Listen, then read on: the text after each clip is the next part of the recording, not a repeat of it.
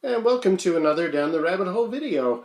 I got a parcel in the mail here that I thought I'd unbox and share with everybody. And as you can tell from the title, it's to do with Atari gaming. Now, the gameplay you've seen of me with various Atari games on my channel so far, that's not actually running on original 1970s Atari hardware. It's off one of those modern Flashback 2 consoles. I got one a few years ago and I really, really love it. And what I really like about that flashback are these controllers that it comes with. You would swear this is an original Atari controller. Like, it feels exactly the same. The difference is it's got this Fuji logo. The originals from the 70s didn't have that. And instead of the original design where this is this is sort of a cover, this is a rubber boot that comes from underneath, and a plastic sort of a shaft in the center that keeps the whole thing together working. What this is kind of, you can unscrew all of this, and it makes for a much more durable controller.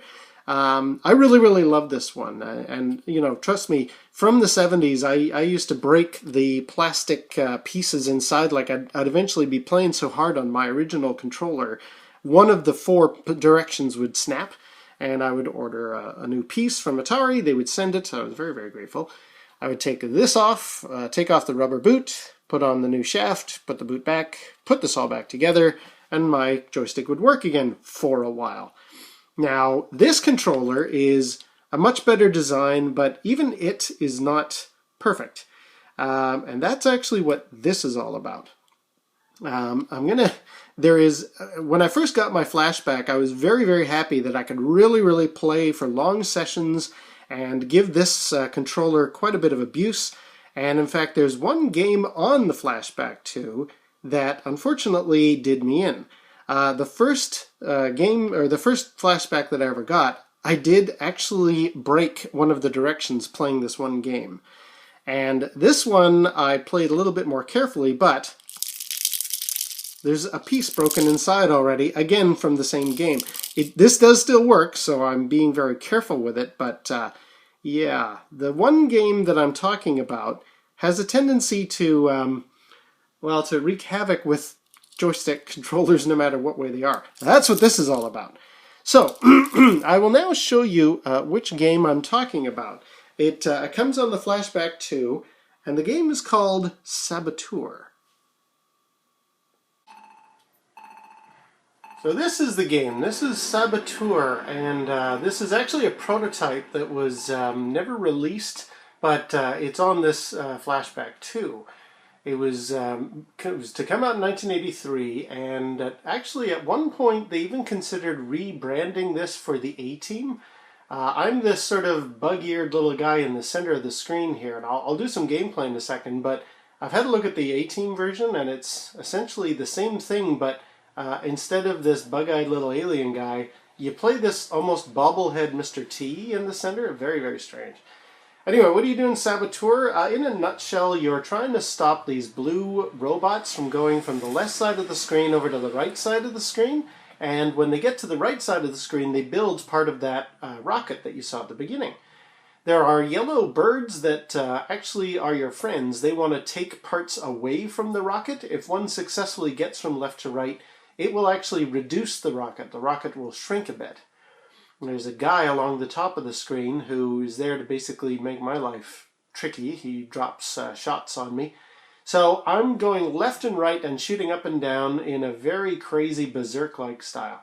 Let me give this a little bit of gameplay and I'll show you what I mean. What I also like is there's some Yars in this, and since Yars Revenge is one of my favorite games, it's cool to see the Yars in this. There's a neat storyline element that talks about how they're actually not supposed to be your enemy. They are enslaved by the people trying to build this rocket. It's very, very cool. Anyway, let's give it a whirl here. So stop the blue robots.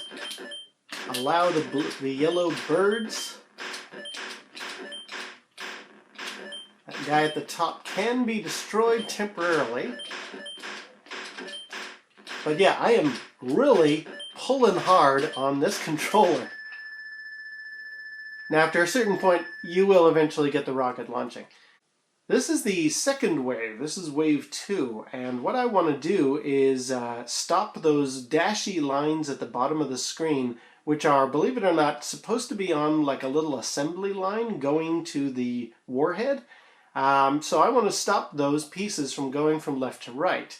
And how do I do that? It's not intuitive, but the instructions kind of explain it well enough. I want to hit my laser against the boss guy here, who's at the top of the screen, and my shot will then ricochet off him and destroy the assembly line pieces. Again, it doesn't make sense from a gameplay point of view. They try to explain it in the story. It's decent enough. There's also going to be a little dot circling around up here with me. A little bit like Yar's Revenge, there's that warhead that chases you around. It's that idea again. So I'm going to try my best to survive a while here. Oh, wow, that didn't last very long at all. Anyway, so I'm ricocheting my shots against him to hit the things on the conveyor belt. And with luck, we'll stop the warhead from being armed. Very, very difficult. I mean, it's kind of it's a cool challenge, but my goodness, am I ever wreaking havoc on this controller. And as you can see, the rocket launched anyway. So yeah, this poor controller is really taking a beating with Saboteur. Right, so that's Saboteur, and yeah, it plays havoc with that joystick no matter what way you slice it. Now this was something a guy on Atari Age was selling off for a very reasonable price, and at first I didn't even think I wanted this, but I thought, well yeah, wait a minute, if it's as good as people say, this might be the way for me to play Saboteur in the future. It also just looks really, really nice.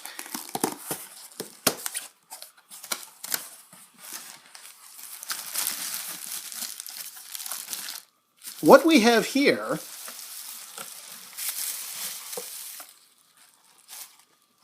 is actually a Space Invaders plug-and-play.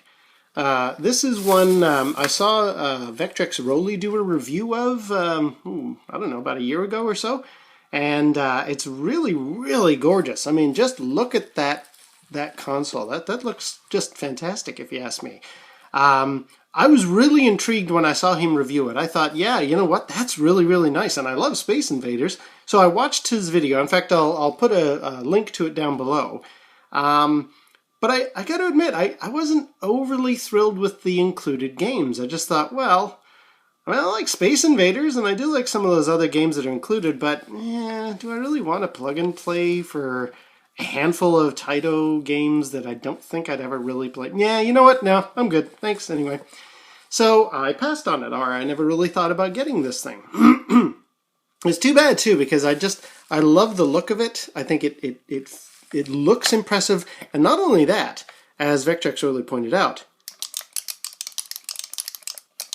it's got nice little switches inside for the up, down, left, and right. Like it's not like that other controller where you can maybe break it. This thing is it's built like a joystick, like a arcade joystick. Let's get this box out of the way. So as I mentioned, this was not something I had any interest in really getting, even though I think it looks amazing and I love that clicky controller. Don't really care about the games included, so I just sort of, it came and went off my radar. Until a guy on Atari Age said, well, I've got one of these hacked as an Atari 2600 controller. And I thought, hey, wait a minute, using this thing plugged into my flashback, this would be a really good way to play Saboteur. I think I could, really give this thing a workout, and theoretically, because of the switches inside, instead of whatever technology that thing uses, I think this will actually be a much more durable controller. Plus, I just think it looks really nice. I mean, I was kind of hoping for some reason to want to get this thing, and when the guy mentioned, yeah, this is for the 2600, I thought, okay, yeah, sold. I will definitely get it, and it was a very reasonable price. So, first of all, let's just plug it in and see how she goes. Alright, here's the new Space Invaders controller. Nice long cord. Let's plug it into the back here. and see what Saboteur plays like. Let's give this a shot. I gotta say, it feels quite nice in the hands. I'll show you that in a second.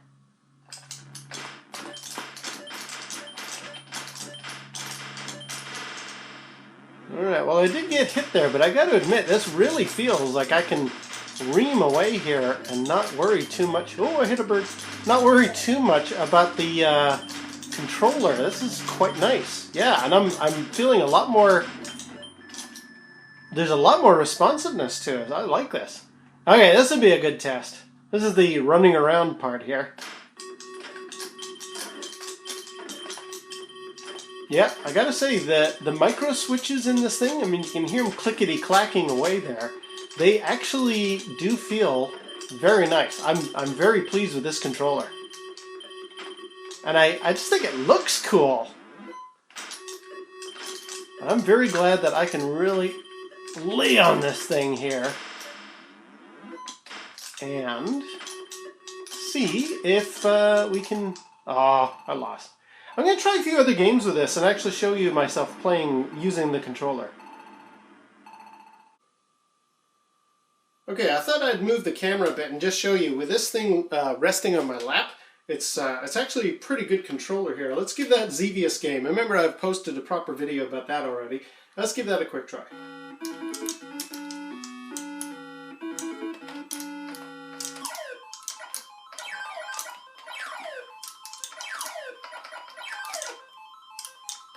Yeah, I do like these micro switches. This is a much better control scheme.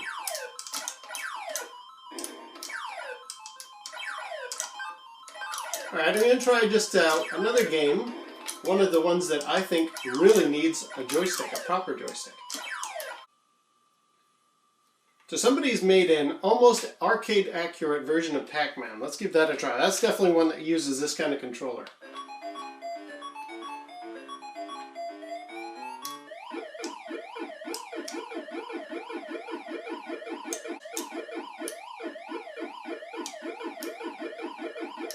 Yeah, it feels pretty good. I like it. Not going for that.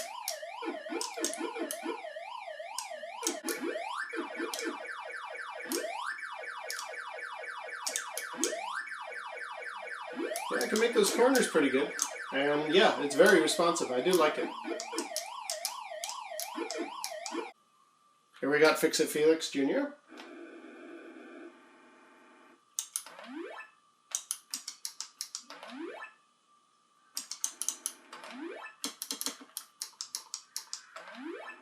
Oh, he got me.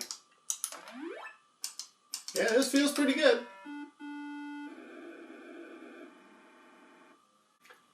And to finish off, one of the very first Atari games I ever played on my channel, a homebrew, Rundle vs. Grindle. I just love this hack.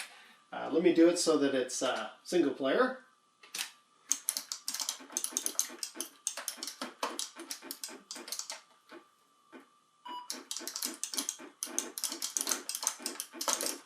Yeah, this is nice and responsive. Alright, tiebreaker and then we finish. Oh, I missed!